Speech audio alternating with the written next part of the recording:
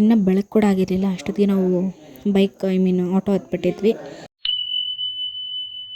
Hey guys, ಎಲ್ರಿಗೂ ನಮಸ್ಕಾರ, welcome back to ಮನೇಲಿ ವ್ಲಾಗ್. ಆ್ಯಸ್ ಯೂಶುವಲ್ ಇವತ್ತು ಬೆಳಗ್ಗೆ ಎದ್ದು ಒಂದು ಸ್ವಲ್ಪ ಹಾಟ್ ವಾಟರ್ ಕೊಡಿದೆ. ಇವತ್ತು ಸ್ವಲ್ಪ ಬೇಗ ಎದ್ದಿದೆ, ಯಾಕಂದರೆ ಇವತ್ತು ನಮ್ಮ ಸ್ವಾಮಿಗಳವ್ರದ್ದು ಇಡ್ಮುಡಿ ಇತ್ತು. ಇಲ್ಲೇ ಚಿಕ್ಕದು ಏನಂತಾರೆ ಅದು ನಂಗೆ ಗೊತ್ತಿಲ್ಲ, ಬಟ್ ಕ್ಯಾಪ್ಚರ್ ಮಾಡ್ಕೊಂಡು ಚೆನ್ನಾಗಿರುತ್ತೆ ಅಂತ. ಇನ್ನೂ ಬೆಳಕು ಕೂಡ ಆಗಿರಲಿಲ್ಲ. ಅಷ್ಟೊತ್ತಿಗೆ ನಾವು ಆಟೋ ಹತ್ಬಿಟ್ಟಿದ್ವಿ. ಅಲ್ಲಿ ಹೋಗಿ ರೀಚ್ ಆಗಿ ಎಲ್ಲೂ ಕೂಡ ಒಂದು ಸ್ವಲ್ಪ ಅದು ವೆಯ್ಟ್ ಮಾಡ್ಕೊಂಡಿದ್ದು ಬೆಳಗ್ಗೆಲ್ಲ ಆಯಿತು. ಮತ್ತು ಇಡುಮುಡಿ ಎಲ್ಲ ಎತ್ಕೊಂಡು ಪೂಜೆ ಎಲ್ಲ ಮುಗಿಸ್ಕೊಂಡು ನಾವು ಕೂಡ ಅವ್ರು ಹೊರಡೋ ಟೈಮ್ ಆಯಿತು. ಎಲ್ಲ ತುಂಬ ಚೆನ್ನಾಗಾಗಲಿ ಅಂತ ನಾನು ಕೂಡ ಮನಸ್ಸಲ್ಲಿ ಅಂದ್ಕೊಂಡು ಕಳಿಸ್ಕೊಟ್ಟೆ. ಆ್ಯಂಡ್ ಲಕ್ ಏನು ಗೊತ್ತಾ, ನನಗೆ ಇದನ್ನು ಏನಂತಾರೆ ಅಂತ ಗೊತ್ತಿಲ್ಲ, ನಮ್ಮ ಕಡೆ ಗುರ್ಗಿಂಜ ಅಂತ ಅಂತಾರೆ, ಇದು ಸಿಕ್ಕಿದ್ರೆ ಲಕ್ ಅಂತ ಅಂತಾರೆ. ಸೊ ನನಗೆ ಸಿಕ್ಕಿತ್ತು ಇವತ್ತು ಅನ್ಫಾರ್ಚುನೇಟ್ಲಿ.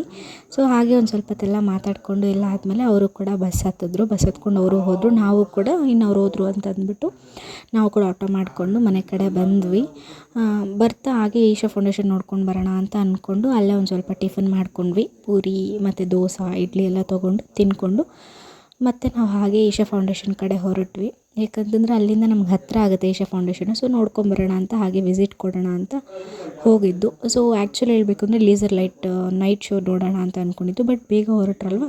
ಸೊ ಈಶಾ ಫೌಂಡೇಶನ್ ನೋಡಿಕೊಂಡು ನಾವು ಕೂಡ ಮನೆ ಕಡೆ ಬಂದ್ವಿ. ಮನೆ ಕಡೆ ಬಂದರೂ ಫುಲ್ ಕೆಲಸ, ಯಾಕಂದರೆ ಬೆಳಗ್ಗೆ ಏನೂ ಮಾಡಿಲ್ವಲ್ಲ. ಸೊ ಅದಕ್ಕೆ ಒಂದು ಸ್ವಲ್ಪ ಪಾತ್ರೆ ಬಿದ್ದಿತ್ತು, ನಾನು ಮತ್ತು ನಮ್ಮ ರಾಧಮ್ಮ ಇಬ್ಬರು ತೊಳೆದಾಕಿದ್ವಿ. ಆ್ಯಂಡ್ ಆಲ್ಸೋ ಸಂಜೆಗೆ ಪೂರಿ ಮತ್ತು ಒಂದು ಸ್ವಲ್ಪ ಸಾಗು ಮಾಡ್ಕೊಂಡು ತಿಂದು ನನ್ನ ದಿನ ಮುಗಿಸ್ದೆ ಅಂತ ಹೇಳ್ತಾ ಬಾಯ್ ಎಲ್ರಿಗೂ ಟಾಟಾ.